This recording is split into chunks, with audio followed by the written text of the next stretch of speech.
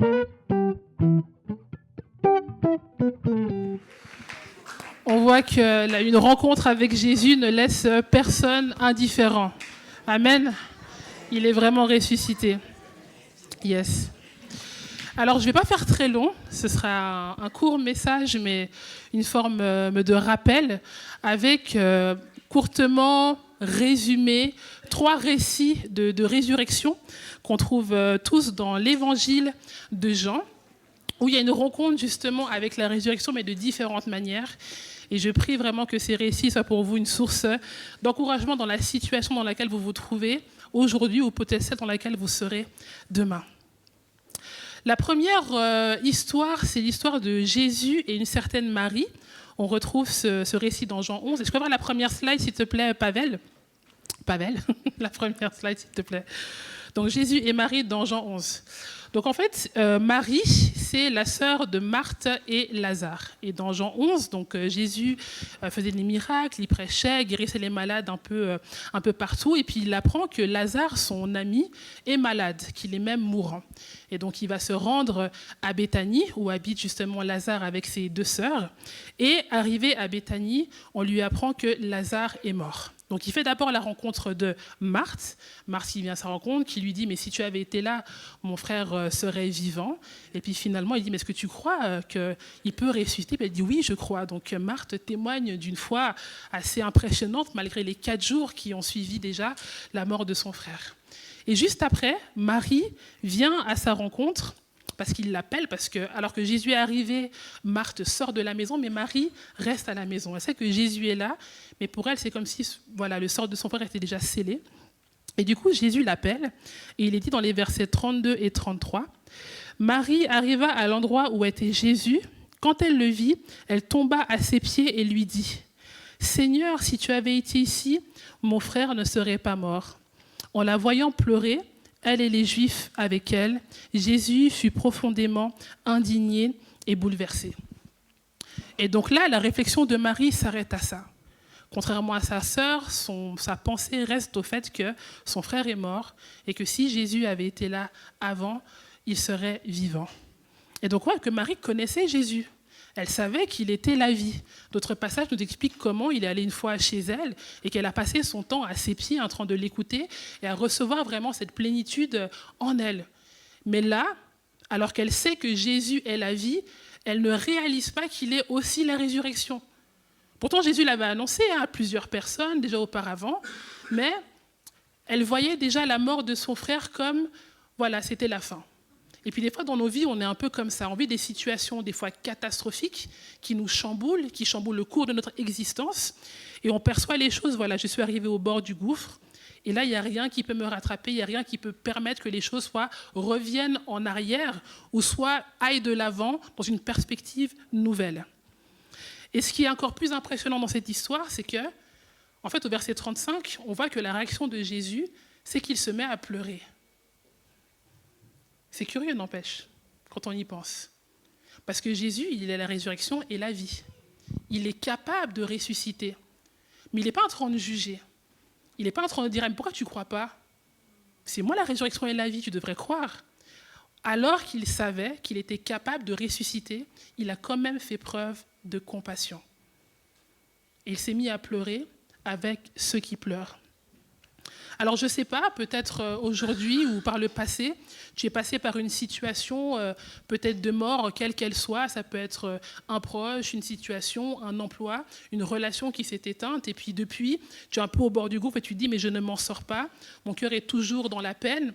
Et puis des fois dans l'église, on veut essayer de s'encourager de la bonne manière entre chrétiens. On dit « mais il faut que tu aies la foi, il faut que… » etc. Faut vraiment. Et puis des fois, on peut se sentir un peu jugé. Et ce n'est pas forcément d'une mauvaise intention. Mais je crois qu'en tout cas, Jésus, ce matin, veut dire à quelqu'un, non seulement je suis la résurrection, mais dans ta situation, reçois aussi ma compassion.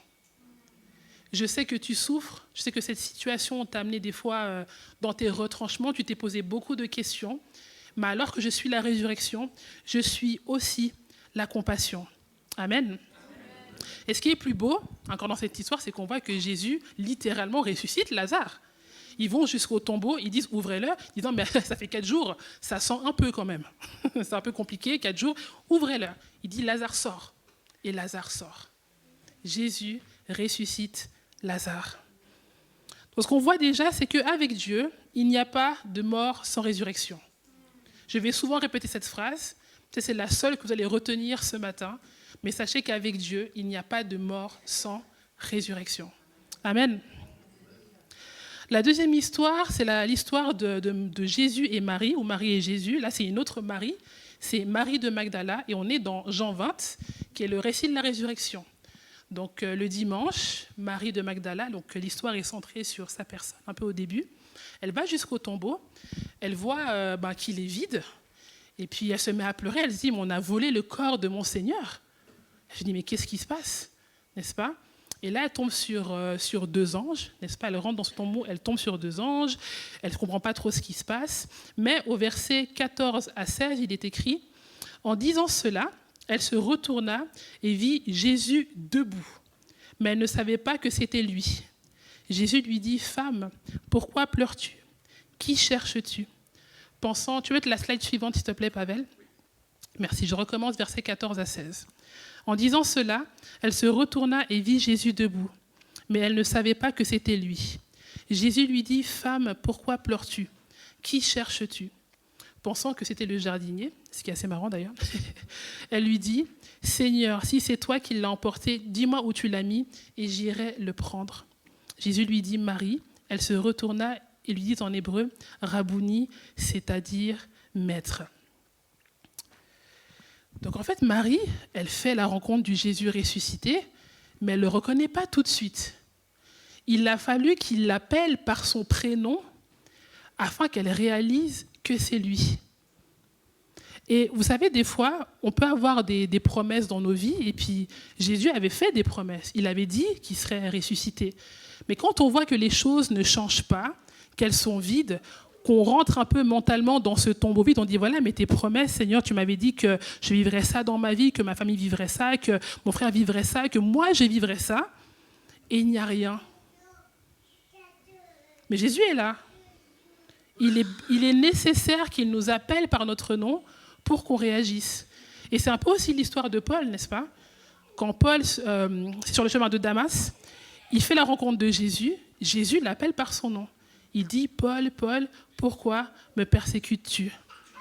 Et donc on voit que la résurrection, ce n'est pas juste un événement historique, oui, ça marque notre foi, mais en vrai, la résurrection, c'est vraiment une rencontre où Jésus vient nous appeler par notre nom, de manière individuelle, pour nous amener à lui.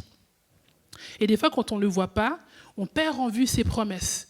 On s'est dit, c'est vide, ça n'existe plus, j'ai plus d'espoir dans ma vie. Mais lui nous appelle par notre nom et il ravive l'espérance. Des fois, ça peut prendre du temps, n'est-ce pas? Là, on se dit quand même que les disciples, ils ont vu leur Messie sur une croix, mourir dans d'atroces souffrances. Donc le choc, il est terrible. Et pourtant, il avait déjà parlé, mais c'est comme si le choc, psychologiquement, leur empêchait de se rappeler des promesses de Dieu. Et ce matin, j'ai envie de vous questionner, quelles sont les promesses de Dieu que Dieu t'a données? Peut-être ça fait des années, et puis tu te dis, mais non, maintenant j'ai oublié, j'ai rien vu passer, et puis voilà, maintenant je m'en fiche. Mais en tout cas, je crois que ce matin, le ressuscité t'appelle par ton nom et te dit peut-être pourquoi, tel, pourquoi as-tu douté? Pourquoi doutes-tu? Crois-tu vraiment que je sois la résurrection, celui qui peut ramener à la vie toutes les promesses que je t'ai données et que je vais accomplir surtout? Amen. Donc avec Dieu, il n'y a pas de mort sans résurrection. Amen. Amen. Le dernier récit, c'est dans Jean 6, donc on retourne un peu en arrière. Donc bien avant sa mort et sa résurrection, Jésus justement annonce les choses suivantes. Il dit, en effet, tu peux mettre la slide suivante, s'il te plaît, Pavel, merci. En effet, je suis descendu du ciel pour faire non pas ma volonté, mais celle de celui qui m'a envoyé. Or, la volonté du Père qui m'a envoyé, c'est que je ne perde aucun de tous ceux qu'il m'a donnés, mais que je les ressuscite le dernier jour. En effet, la volonté de mon Père, c'est que toute personne qui voit le Fils et croit en lui ait la vie éternelle. Et moi, je le ressusciterai le dernier jour. Donc on voit que le plan ultime, final de Dieu, c'est que la résurrection de Jésus soit aussi la nôtre. Jésus, il n'est pas ressuscité pour lui-même. Ce serait un plan hyper égoïste, juste une vanité, genre voilà, je vous l'avais dit, I am alive. Et ça s'arrête là. On aurait écrit des livres d'histoire impressionnants. Il y a un homme, il y a 2000 ans, qui est ressuscité, incroyable. Mais sinon, quel est l'effet? Non. Il est ressuscité réellement pour nous. Donc ça commence déjà à la croix. Quand on reçoit cette œuvre de la croix dans notre vie, cet héritage de Jésus crucifié et aujourd'hui ressuscité, on reçoit aussi cette résurrection et on reçoit aussi cette vie éternelle. Dieu nous promet, peu importe les situations, il y a des gens qui vivent des choses atroces dans le monde, n'est-ce pas? Mais l'espérance que nous donne la foi en Jésus-Christ dépasse les réalités terrestres. On rentre dans une réelle éternité. Et j'aime beaucoup quand il dit « Or, la volonté du Père qui m'a envoyé, c'est que je ne perde aucun de tous ceux qu'il m'a donnés. » Dieu n'a pas envie, Jésus n'a pas envie de te perdre. Son cœur, c'est de t'avoir proche, très très proche de lui. Et c'est exactement pour ça qu'il s'est donné, et c'est pour ça qu'il a été ressuscité. C'est pour ce ministère de réconciliation auquel il nous appelle, mais que lui-même a accompli. Il n'y a rien que Dieu nous demande de faire qu'il n'a fait lui-même. Que ce soit l'amour, la réconciliation, le pardon, la résurrection, et la liste est très longue. C'est que des choses que lui-même a accomplies et qui nous appellent aussi à témoigner. Mais pour revenir à cette dimension d'éternité, d'espérance, donc il y a cette vie éternelle. Quand on est en Christ, on la reçoit déjà maintenant. Mais un jour, chacun d'entre nous mourra, n'est-ce pas, physiquement? On ne sait pas quand, comment, dans quelles circonstances. Mais en tout cas, dans cette vie éternelle, le Seigneur nous promet un lieu, n'est-ce pas? Une cité, un nouveau ciel, une nouvelle terre, n'est-ce pas? Et dans ce lieu, il est dit dans Apocalypse 21, verset 4, qu'il essuiera toute larme de leurs yeux. La mort ne sera plus, et il n'y aura plus ni deuil, ni cri, ni douleur, car ce qui existait avant a disparu. Amen. Vous savez, j'ai une personne qui m'était proche, qui est décédée maintenant depuis quelques années, et j'avais été très marquée parce qu'en fait, c'est une personne qui a, toute sa vie, elle a souffert. Toute sa vie. Tout ce que quelqu'un désire vivre de commun, comme le fait de pouvoir se marier, avoir des enfants, c'est quelque chose qu'elle avait beaucoup à cœur, mais qu'elle n'a jamais pu vivre. Et du coup, toute sa vie, elle l'a donnée aux autres. Elle a eu de nombreux enfants spirituels à qui elle a donné vraiment tout son temps, toute son énergie. Et puis, vers la fin de sa vie, elle est tombée un peu dans une forme de dépression. Avec l'âge aussi, elle est devenue un peu sénile, mais par la grâce de Dieu, elle est quand même restée, dans les voies du Seigneur. Et le jour de ses obsèques, je me suis dit, puis elle essayait du Covid, donc voilà, dans des circonstances aussi très compliquées. Et le jour de ses obsèques, un membre de sa famille a donné son témoignage qu'elle avait déjà scellé depuis longtemps. Elle a dit, le jour où je décède, voilà ce qu'il faut faire. Et en fait, elle a été très honnête. Elle a décrit sa vie de souffrance. Elle a décrit sa vie de souffrance, qu'elle a grandi au plein milieu de la guerre, qu'elle a perdu ses 2 parents très jeunes, qu'elle a passé sa vie à donner, sans recevoir le peu forcément qu'elle aurait espéré. Et puis à la fin, elle citait vraiment ce passage de Paul qui disait que par ma vie ou par ma mort, que le Seigneur soit glorifié.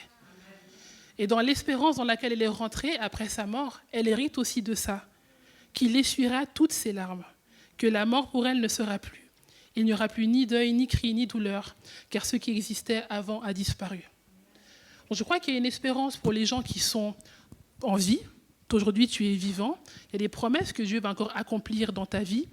Mais pour celles qui ne sont peut-être pas encore arrivées, ou pour les choses peut-être que tu désires et que tu ne vivras peut-être pas, je ne sais pas, je ne peux pas te promettre aujourd'hui. Ce qui est certain, c'est que dans l'éternité, ton héritage, c'est aussi celui-là.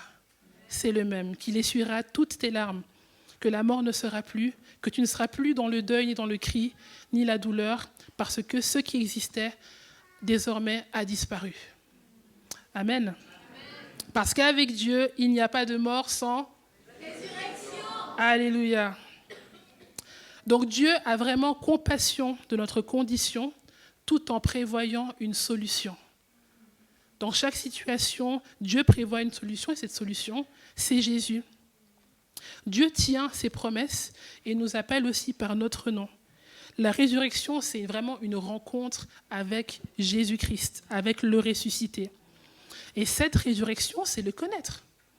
Et le connaître, c'est la vie éternelle. Et la vie éternelle, c'est ? La résurrection. Oui, c'est Dieu, mais oui, c'est la résurrection. C'est Dieu. Amen. Parce qu'avec Dieu, il n'y a pas de mort sans résurrection. Amen. Voilà ce que vous devez retenir. Est-ce qu'on peut se lever ? On va prier.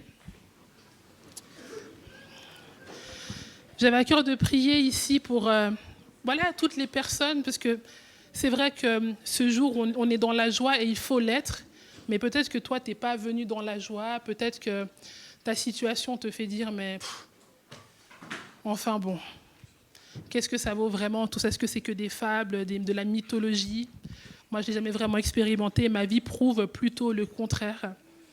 Mais je veux prier, Seigneur, pour toutes ces personnes que tu aimes profondément et que tu ne veux pas perdre, Seigneur.